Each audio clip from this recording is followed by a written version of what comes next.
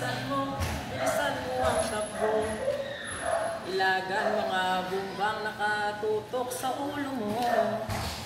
By my countryment of the 21st of this month, I signed Proclamation 1081, placing the entire Philippines under the martial law. Tutoy, tumalon ka, dumapa kung kailangan, at baka tamaan ka ng bala. We must now defend the Republic of the Philippines, granted by the Constitution to those guilty of treason, insurrection, rebellion.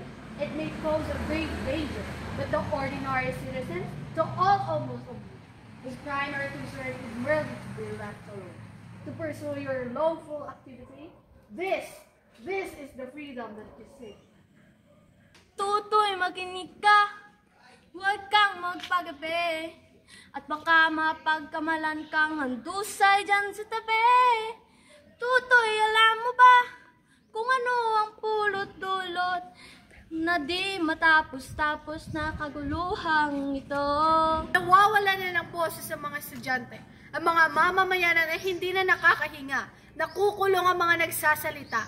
Pumapatay para sa kanya-kanyang mga binabala. Ang curfew ay hindi na makatarungan.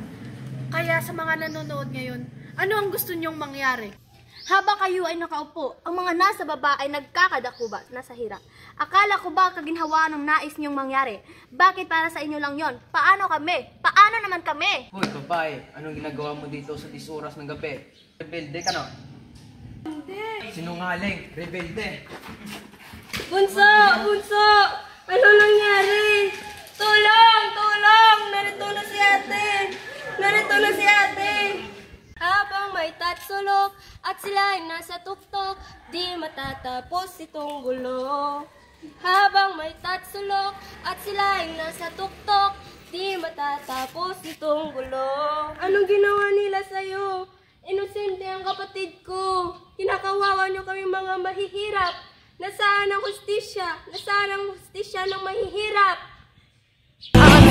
Habang may tatsulok at sila ang nasa tuktok, di matatapos itong gulo. Hustisya sa Pilipinas! Hustisya sa Pilipinas! Hustisya sa Pilipinas!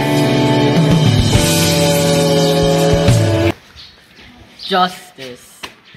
Umiligtas ang hininga ang kairaming mga tao, at ang dating munting bukid na yun sementeryo.